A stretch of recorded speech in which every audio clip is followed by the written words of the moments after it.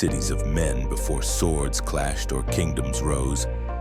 There was only the divide, 3 worlds, 3 powers, each ruled by ancient forces.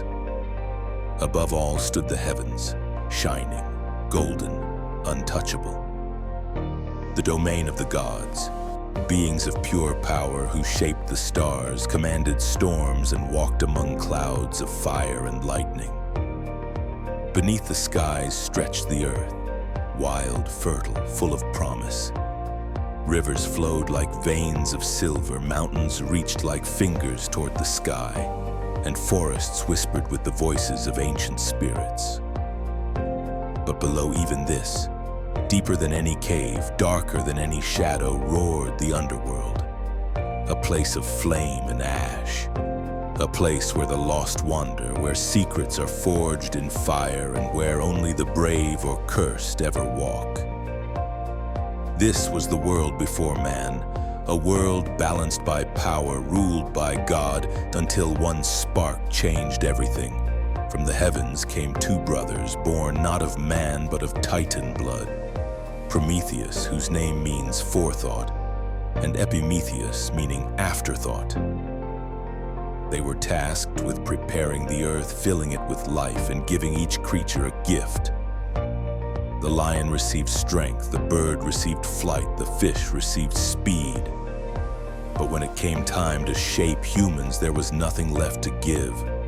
Nothing except clay, water, and hope.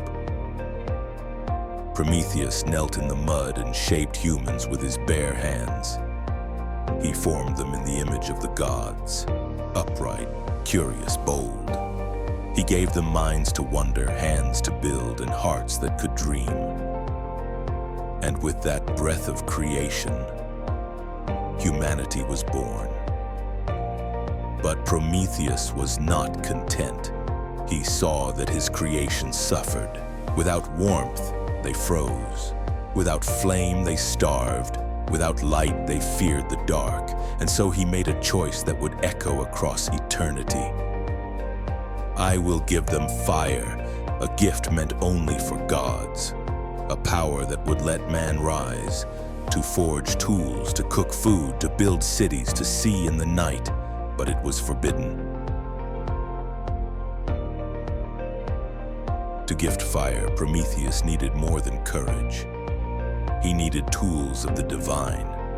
Deep in the heart of the underworld, where the walls pulse with heat and magma flows like rivers, lies the forge of Vulcan, the god of fire and metalworking.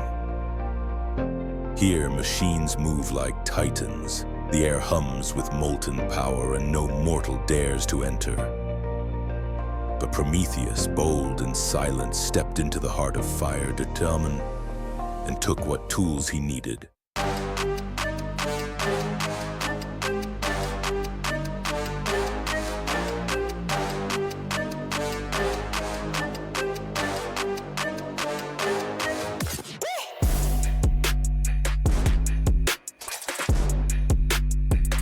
What Prometheus now sought was divine fire, the eternal flame, the source of all creation.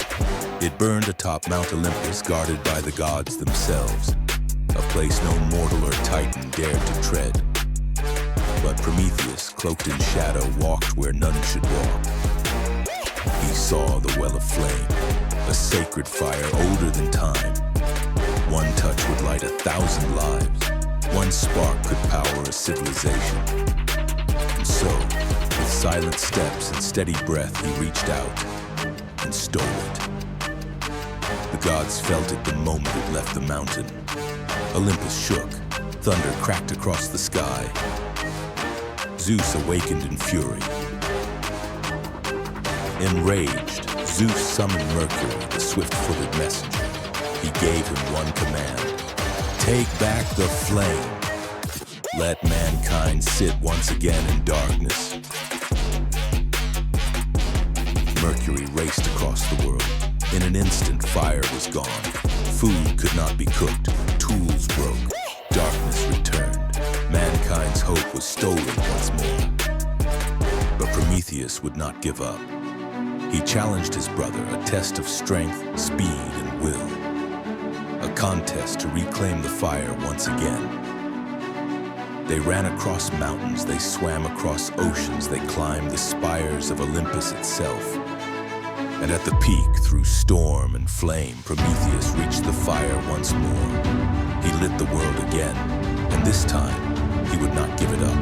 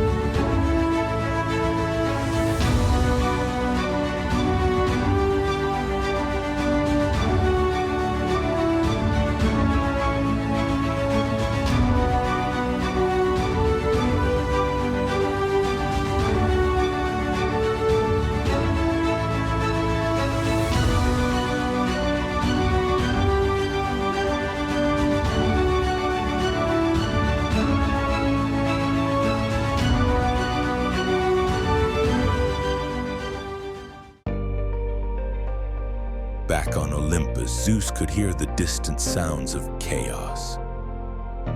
It was a sound he had not expected to grow so quickly. The crackling of fire, the clatter of metal, and the voices of humans filled the air, reaching all the way to the heavens. These sounds were the result of Prometheus's gift, the fire that had given humanity the power to forge tools, cook food, and change the world. But not all brothers share the same courage. Prometheus, fearing the wrath of Zeus, returned to Olympus with a plan. "Forgive me," he said, "and I will bring back the fire myself." The Titan had given fire to mankind, empowering them, and it was something Zeus could not forgive. His voice thundered through the heavens, causing the skies to darken. "Prometheus has defied us for the last time," Zeus bellowed.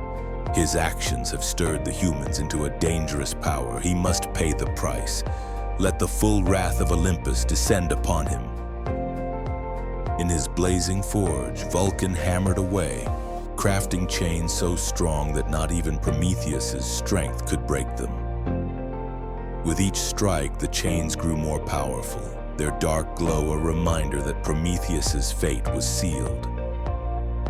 These chains would bind him for eternity, a testament to the god's anger. Prometheus was dragged from his sanctuary and bound by the unbreakable chains crafted by Vulcan.